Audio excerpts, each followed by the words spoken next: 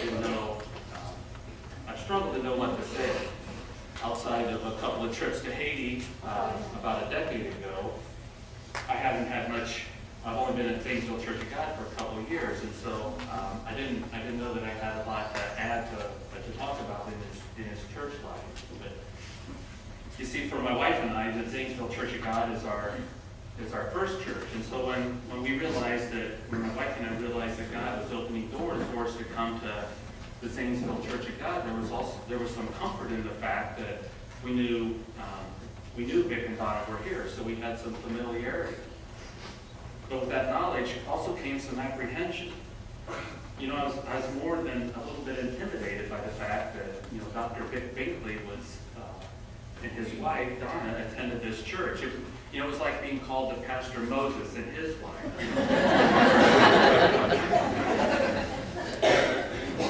It's been decades doing God's work in Bangladesh and Haiti, and all I had going for me was just a few years volunteering with the youth at our home church in Salina. So what did I know about pastoring?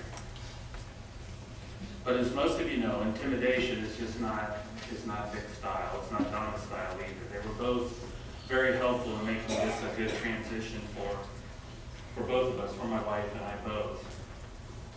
You know, Vic was one of the elders at the church, and he was very helpful in that. I could always, like it or not, and if you're kids, you probably would be nodding here, like it or not, you could always count on Vic being honest about things. You know, if he thought I should change things up one Sunday, he would let me know. If he thought things were going okay, he would let me know that as well. I learned if something was on his mind, he was gonna tell me, and for the most part, I was grateful for that. For me, there's nothing worse than being deceived that everything's going okay when in fact it's not. You know, and Vic was also one of those guys that just liked to do the little things. You know, cleanup day at the church, you'd see him shoveling a winter's worth of gravel out of the curb so the water would run for the spring rains, or he would crawl on a ladder and wash windows, or smear pitch on them nasty little flat roofs we have over there at the Church of God. You know, he didn't mind putting the bulletins together every week either. And it was always interesting, if you looked at the bulletin, it was always interesting to see what name he would give to the worship team that week. However, sometimes Vic's attitude surprised me a little. You know, it wasn't like he was being lackadaisical or nonchalant about things, but if things didn't work out just right, that was okay with him.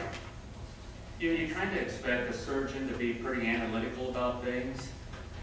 You know, if you're going to cut me open, I want to know where you're going and what you're going to do when you get there. You know, it's not really a field trip. You know, you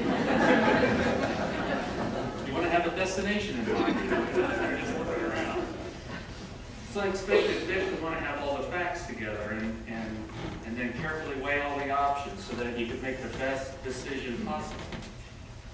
And while Vic's decisions were always well thought out and well planned, he wouldn't weigh himself down with a lot of needless or endless details. He didn't stifle growth because he was worried about that he didn't have some little last minute or last minute detail. If what Vic tried didn't work out, well, he didn't look at it as failing. He looked at it as learning. He was learning what not to do next time. And I think that attitude sort of exemplified who Vic was. He seemed to me to be a lifelong learner. He had either studied something until he had it figured out, or he asked someone else about it, or sometimes he just experimented with it until he got it right. You know, I think that's what happened when he built that metal bridge across this pond. I guess that's still holding. So his welding he just went around with welding until he got it right. So Vic was one of those guys, even if things just didn't work out right, he was still learning. He had just learned what didn't work. And I think he also wanted to help other people learn as well. But from Vic, you never got the idea that he was forcing his will on you. It was kind of like he was a guide and you were just all on this trip together. He didn't want to be rewarded or acknowledged for his contribution or for what he was doing. To Vic, we were just all on the same trip. The fact that he was our guide was pretty obvious for those of us in Sunday school class.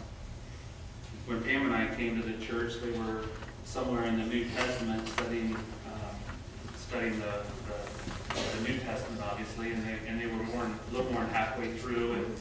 And Vic seemed to be in a hurry to get to Revelation, or Revelations, as he liked to call it. We finally made it to Revelation last fall, and I think he really enjoyed what he learned preparing for class. He had books by a couple of different authors, and so he always had some historic detail or some archaeological evidence that seemed to prove what he was trying to teach in the lesson. And even though he was the one that had found the information, you didn't feel like he was telling you. You felt like you had discovered it together. A few months ago, we were able to talk about his feelings about dying, and he told me he had always been intrigued by heaven, what that was going to be like, and so he wasn't scared at all.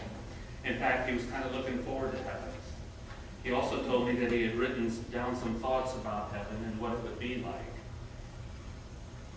As a lifetime learner, Dr. Vic Beatley has to like where he is right now.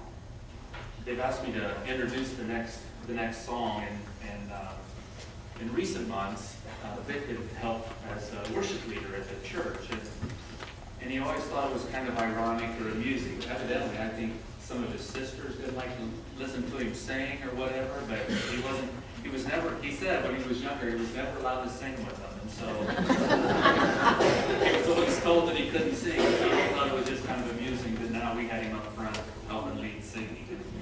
One of his favorite songs was "He Knows My Name," and I think that's what we're going to do now. I'm not going to lead.